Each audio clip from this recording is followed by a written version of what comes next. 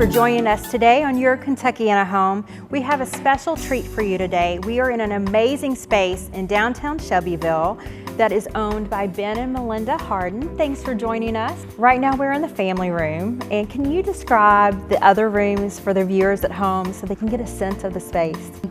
You know, with it being so big, our biggest intention was to, like I said, just make it homey. So every time we went with creating a space, we wanted to take different elements that were already existing in the house. For example, the tin that we have in the kitchen ceiling and the floors, I think Ben mentioned, were all original. And so we'd walk into a space and say, how can we make this feel comfortable, livable, and homey? It's really a concept to where do you even start when you come up with a blank, empty space that's 5,000 square feet. Where do you even start? We would just stand in it and sort of go, okay, when this is all done, all this is such a far cry from where we were at the time, what do we want the feel of it to be? And so we would get, remember we'd get those pieces of paper and we would draw out like things that we wanted or how we would want it to feel. And so we kind of would start from scratch like that and then be in the space and feel our way through it.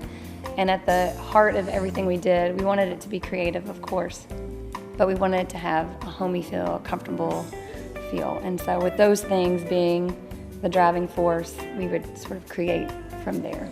So for example, the kitchen. We wanted a space right off the kitchen where we could be outside because, you know, we cook out, so we enjoy life outside.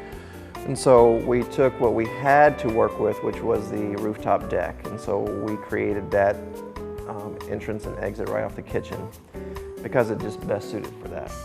And so then we had the task of trying to come up with our kitchen design. But what we really actually wanted as far as a cabinet style and color, it just wasn't there. And so we had to create it ourselves. And a lot of things here in the space we created ourselves. It's not something that you can go to a local store and buy. We are fortunate enough to be in Shelby County, which is known for antiques and horses. And so a lot of the things that we use here are reclaimed, repurposed, things that have come in through antique shops, things that we've even found here. We've repurposed all the doors in the space. They're all from in here.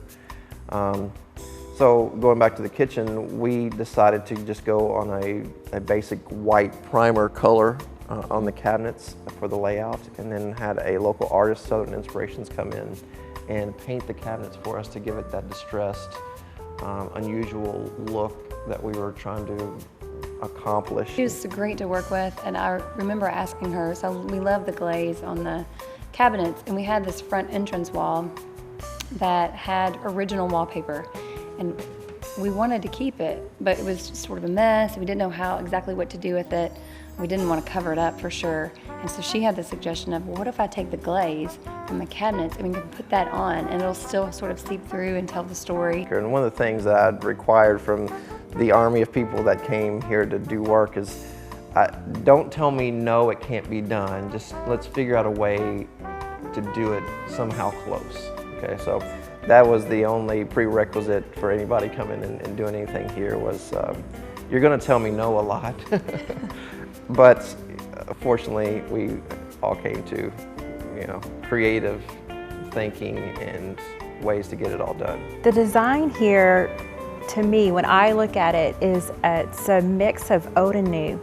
And you really have taken that and kind of put your own spin on it, I feel like. You're exactly right. One of the things that we tried to do was salvage every ounce of what was here and reuse everything that we could instead of just throwing it in dumpsters. This building was built in 1882. In the early 1900s, there was a fire on this block on Main Street, and it demolished some of the facades of the building. And so around 1909, they rebuilt some of these facades. And so a lot of this material that we used in this building has survived a fire. You know, there was no hand tools back then. It was all by hand. So getting things on a straight line and the metal work of the tin that they used here, it's just the art that no longer exists.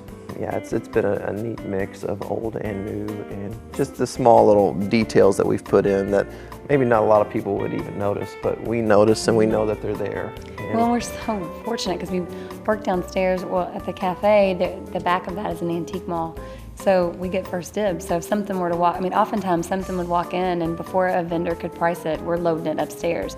Like the piece when you walk in, there's an old mailbox.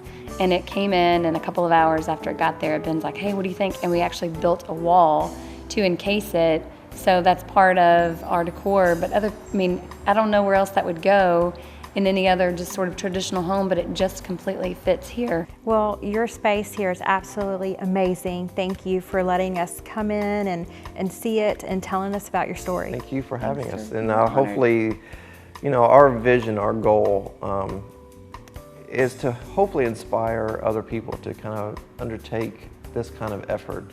There's a large insurgence for main streets across the United States right now. But I just encourage your viewers to really look into purchasing and rehabbing old buildings, maybe in their town, just to help kind of revitalize that Main Street movement. Yes. Because there are, other than just having a great space to live, there are a lot of positives that come out of rehabbing something that was built such a long time ago. When you get into these old buildings, you realize you're really a part of history in a really unique way that you might not be able to be otherwise. And so you sort of sense, you know, all the things that happened here before. And Can you tell them the story about Walter Smith? yes, we had a gentleman come in to the cafe, and he had seen a picture of the house, and noted that there was a door that said Walter B. Smith, and that told us that that was his uncle, and could he take a picture by the door. So when he came up, he shared the story with us that Walter B. Smith was actually Colonel Sanders' attorney, and it was his attorney when he sold KFC and all. So that happened here. So that's just really neat to think about all of the things that, and we have the door still as part of our home, and you know, that could have been a piece that, was that the piece? There was a piece where one of the guys that was working on it said, I'm about to scrape these letters off, Yeah. and we had a heart attack. Like, no, keep this story. So we have several doors like that are original with different office names on there, and just decided to keep those around. They're such conversation pieces, and it's a good reminder to know, you know, you weren't the first ones here. Thank you so much for joining us today. We really enjoyed hearing your story. I hope Melinda and Ben have inspired you to find a little piece of history of your own, repurpose it, and make it your home.